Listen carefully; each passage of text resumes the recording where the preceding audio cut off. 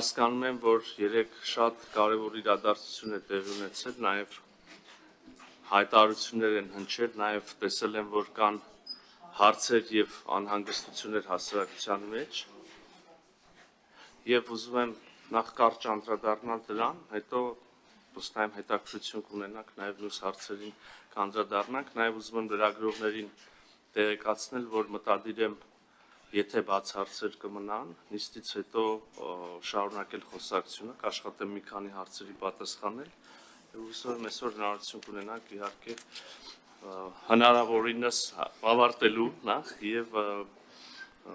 ինքս գոնե կաշխատեմ այնպես անել, որ բաց հարցեր չմնան։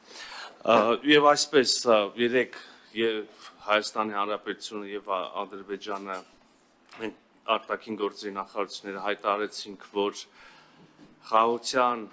համաձայնագրի շուրջ բանակցությունները ավարտված են, տեքստը երկար բանակցություններից հետո համաձայնեցված է։ Ես սա համարում եմ չափազանց կարևոր հանգրվան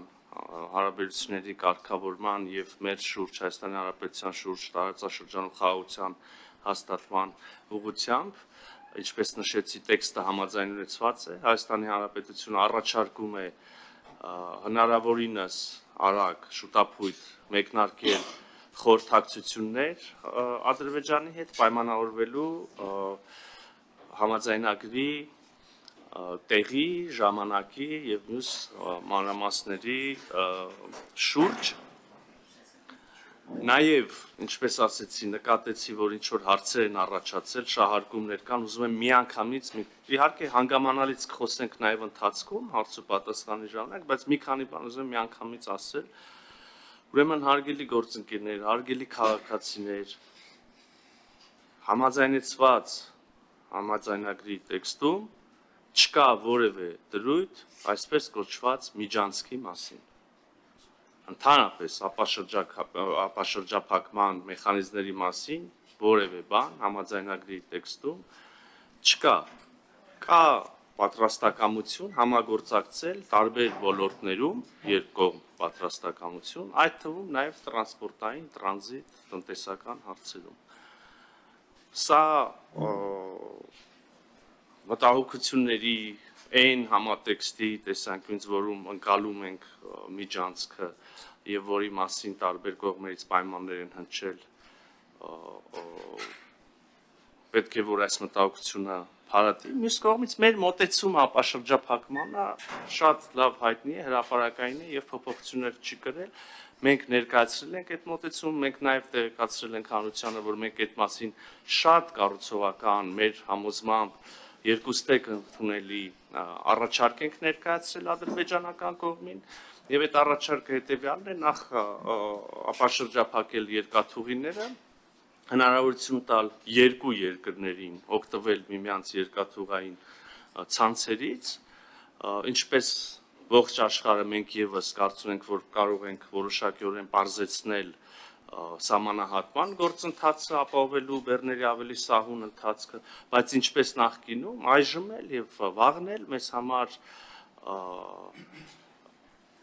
անբեկանելի ընկալում եւ պայման է, որ բոլոր ենթակառուցվածքները, որոնք կապաշրջափակվեն, մնալու են եւ գործելու են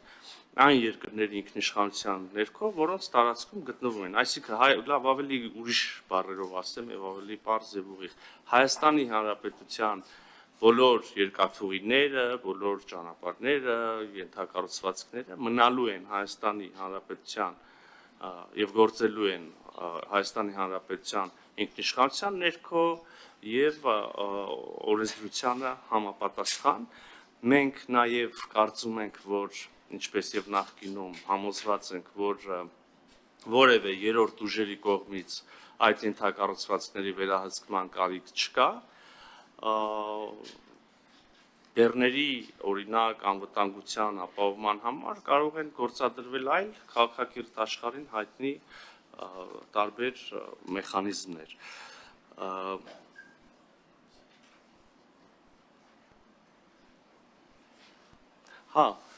Համաձայնեցված տեքստում չկա որևէ դրույթ այն մասին, որ մինչև խորհրդային միության փլուզումը երկու երկրների